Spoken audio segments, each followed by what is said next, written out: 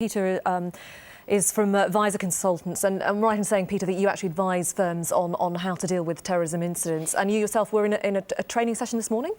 Yes, it's a strange thing. In all my time at Scotland Yard, dealing with events like this every week, it never happened to me that we were running a training session and suddenly the real thing happened.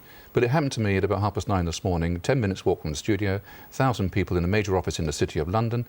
The scenario was simultaneous bomb attacks in central London. The crisis team were there, and we had an unreal few moments. Is this part of the scenario? And we had an unreal few moments. Is this part of the scenario?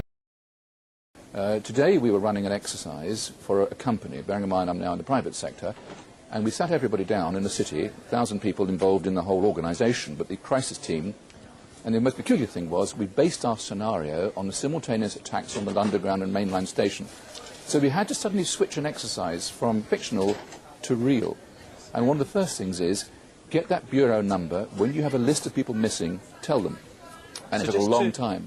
Just to get this right, you were actually working today on an exercise that envisioned virtually this scenario. Almost precisely. I was up until 2 o'clock this morning because it's our job, my own company, Visor Consultants. We specialise in helping people to get their crisis management response. How do you jump from slow time thinking to quick time doing? And we chose a scenario with their assistance which is based on a terrorist attack because they're very close to a property occupied by Jewish businessmen. They're in the city, and there are more American banks in the city than there are in the whole of New York. A logical thing to do. And I've still got the...